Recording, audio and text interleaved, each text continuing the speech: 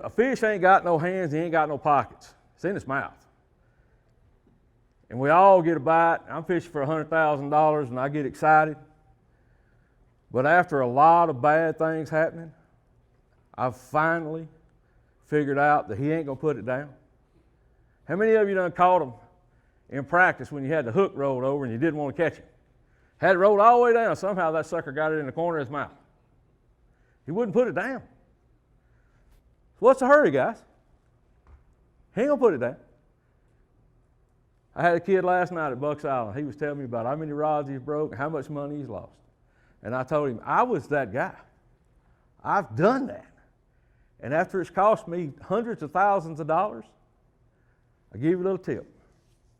When I throw that jig out there and I feel a bite, first thing I'm gonna do, number one, if you can't see the tip of that rod with your peripheral vision, you are going to mess up.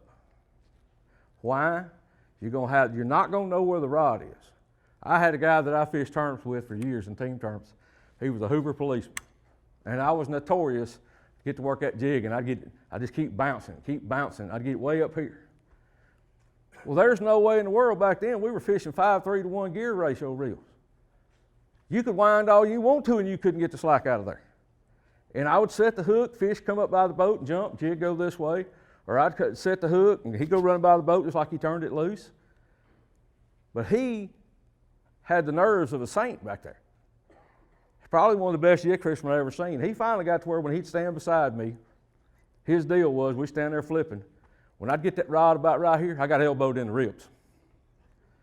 And that was my clue, get the rod down.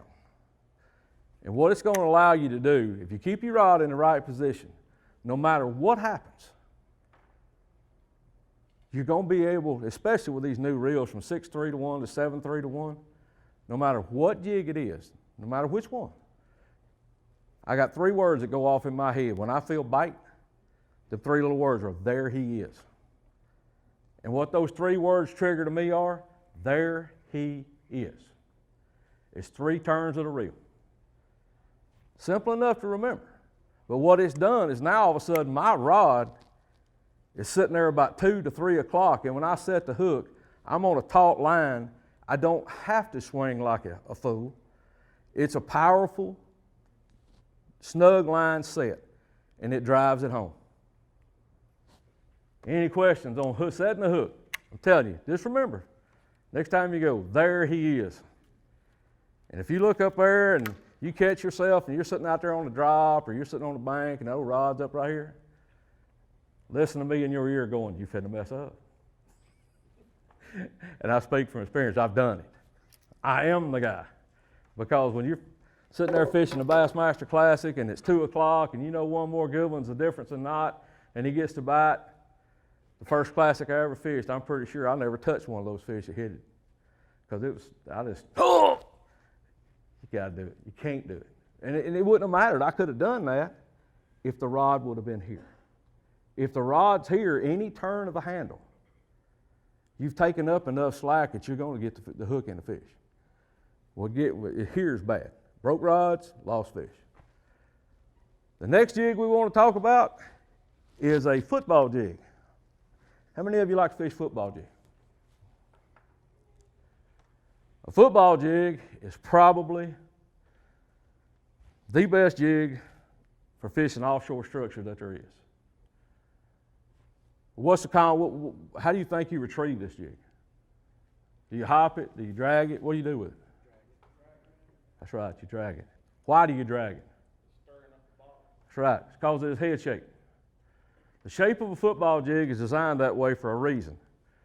On gravel, on shell bars, on hard red clay bottom, this head is inherent when it's dragging along a hard surface, it wants to catch. And when it catches, it'll hook a corner.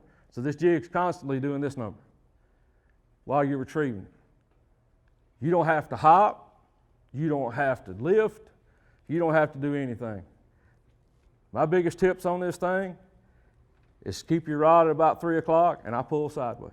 It's Mike Iaconelli. This is Bass U TV. Here's what's awesome about Bass U TV. You get the top instructors. You will learn things at Bass U that you will learn nowhere else. And we help you build confidence with new techniques. We take the mystery and the myths out of bass fishing. Real tools that help you catch more fish consistently. At Bass U TV, shoes are optional. And I like turtles. We teach you to enjoy bass fishing. And that's why you want to check out Bass U TV. Join the Bass U family. Welcome to Bass U TV.